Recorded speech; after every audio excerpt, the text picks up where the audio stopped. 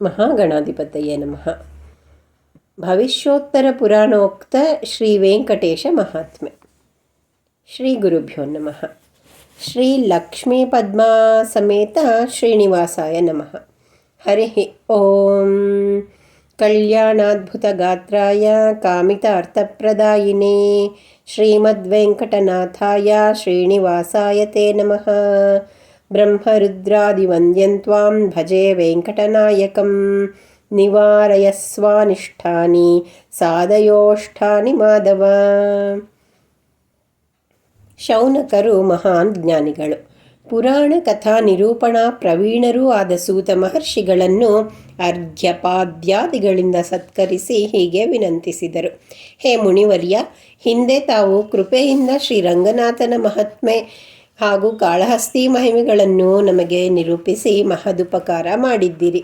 ಈಗ ಶ್ರೀ ವೆಂಕಟೇಶನ ಮಹಿಮೆಯನ್ನು ಕೇಳುವ ಆಶೆಯಾಗಿದೆ ಎಂದರು.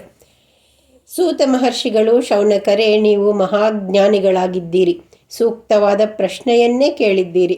ಹಿಂದೆ ನಾನು ಭಗವಾನ್ ವೇದವ್ಯಾಸರಿಂದ ಕೇಳಿ ತಿಳಿದ ಶ್ರೀ ವೆಂಕಟಪತಿಯ ಮಹಿಮೆಯನ್ನು ಸಾದ್ಯಂತವಾಗಿ ನಿಮಗೆ ಹೇಳುತ್ತೇನೆ ಎಂದು ನುಡಿದರು. ತ್ರೇತಾಯುಗದಲ್ಲಿ ಶತಾನಂದರು ಹೇಳಿದ ವೆಂಕಟೇಶ ಮಹಾತ್ಮೆ ಭವಿಷ್ಯವಾಣಿಯಾಗಿದೆ. ಈ ಮಹಿಮೆಯ ಶ್ರವಣದಿಂದ ಧನವನ್ನು ಬಯಸುವವನು ಧನವನ್ನು, ಸಂತಾನಾಪೇಕ್ಷೆಯು ಸತ್ಸಂತಾನವನ್ನು, ರೋಗಪೀಡಿತರು ಆರೋಗ್ಯವನ್ನು ಪಡೆಯುವರು. ಈ ಕಥಾಶ್ರವಣದಿಂದ ಬ್ರಹ್ಮನಿಗೆ ಸತ್ಯಲೋಕಾಧಿಪತ್ಯ, ಶಿವನಿಗೆ ವಿಷ ನಿವಾರಣೆ, ಇಂದ್ರನಿಗೆ ಸ್ವರ್ಗಾಧಿಪತ್ಯ ದೊರೆತವು. ಈ ಮಹಿಮಾನ್ವಿತ ಕಥೆಯು ಶೀಘ್ರ ಫಲದಾಯಕವಾಗಿದೆ. ಶ್ರೀ ವೆಂಕಟೇಶ ಮಹಾತ್ಮೆ ಅಧ್ಯಾಯ 7. ಗೋವಿಂದಂ ಗೋಕುಲಾನಂದಂ ಶ್ರೀನಿವಾಸಂ ಶ್ರೇಯಃಪತಿಂ ರಮಾ ಬ್ರಹ್ಮಾದಿಸೇವ್ಯಂಚ ತಂ ವಂದೇ ಗರುಡಧ್ವಜಂ. ಶ್ರೀನಿವಾಸಾಯ ನಮಃ. ಸೂತ ಪುರಾಣಿಕರು ಪದ್ಮಾವತಿಯ ಅವತಾರ ವೃತ್ತಾಂತ ಮತ್ತು ಕುಮಾರ ಜನಿಸಿದ ವೃತ್ತಾಂತದ ನಂತರ ಪದ್ಮಾವತಿ ವಿವಾಹದ ಹಿನ್ನೆಲೆಯನ್ನು ಋಷಿಗಳಿಗೆ ನಿರೂಪಿಸತೊಡಗಿದರು.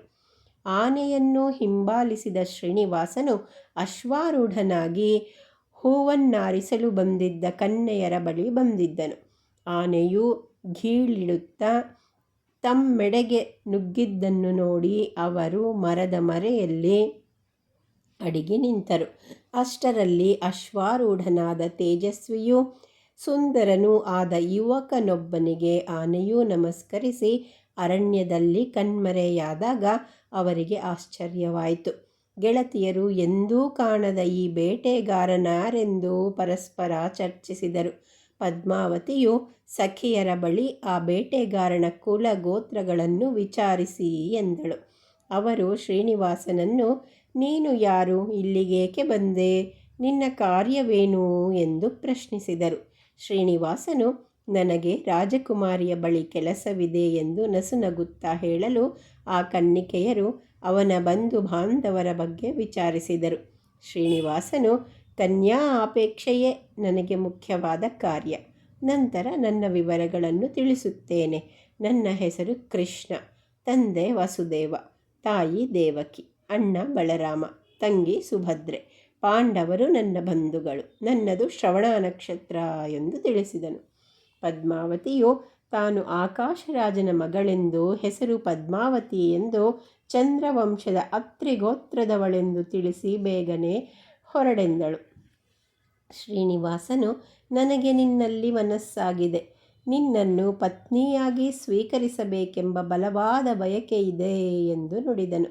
ಇದರಿಂದ ಸಿಟ್ಟಿಗೆದ್ದ ಪದ್ಮಾವತಿಯು, ಈ ವಿಷಯವನ್ನು ತಿಳಿದರೆ ನನ್ನ ತಂದೆಯು ತಪ್ಪದೆ ನಿನ್ನನ್ನು ಕೊಳ್ಳಿಸುವೆನೆಂದು ನಿಷ್ಠೂರವಾಗಿ ನುಡಿದಳು. ಶ್ರೀನಿವಾಸನು, ಧಾರ್ಮಿಕನಾದ ರಾಜನು ನನ್ನನ್ನು ಕೊಲ್ಲುವವನಲ್ಲ. ನನ್ನ ಕಾರ್ಯ ಸಿದ್ಧಿಯಾದ ಮೇಲೆ ಮರಣವೂ ಅದರಾಗಲಿ. ನೀನು ಕನ್ಯೆ, ನಾನು ನಿನಗೆ ವರ, ಇದರಲ್ಲಿ ತಪ್ಪೇನಿದೆ ಎಂದು ನಸುನಗುತ್ತಾ ನುಡಿದನು. ಪದ್ಮಾವತಿಯು ಹುಡುಗುತನದಿಂದ ಮಾತನಾಡಬಾರದೆಂದು, ಹೀಗೆ ಮಾಡಿದರೆ ರಾಜನು ಖಂಡಿತ ಬಂಧಿಸುವೆನೆಂದು ಹೆದರಿಸಿದಳು. ಶ್ರೀನಿವಾಸನು, ಹುಟ್ಟಿದವರಿಗೆ ಸಾವು ತಪ್ಪಿದ್ದಲ್ಲ. ಯಾವ ತಪ್ಪನ್ನೂ ಮಾಡದ ನನ್ನನ್ನು ನಿಮ್ಮ ತಂದೆ ಹಿಂಸಿಸುವುದಿಲ್ಲವೆಂದು ನಸುನಕ್ಕನು. ಪದ್ಮಾವತಿಯು ಈ ವರ್ತನೆ ಸರಿಯಿಲ್ಲವೆಂದು ನಿನ್ನ ಪ್ರಾಣವನ್ನು ಉಳಿಸಿಕೊಳ್ಳಬೇಕೆಂಬ ಆಸೆ ಇದ್ದರೆ ವ್ಯರ್ಥವಾಗಿ ಅನಾಥನಾಗಿ ಸಾಯಬಾರದೆಂದು ಮತ್ತೆ ಎಚ್ಚರಿಸಿದಳು. ಶ್ರೀನಿವಾಸನು ಆದದ್ದಾಗಲಿ, ನಿನ್ನನ್ನು ವರಿಸುವೆ ಎಂದನು. ಇದನ್ನು ಕೇಳಿ ಸಿಟ್ಟಿಗೆದ್ದ ಪದ್ಮಾವತಿಯು ಕಲ್ಲಿನಿಂದ ಕುದುರೆಗೆ ಹೊಡೆದಳು.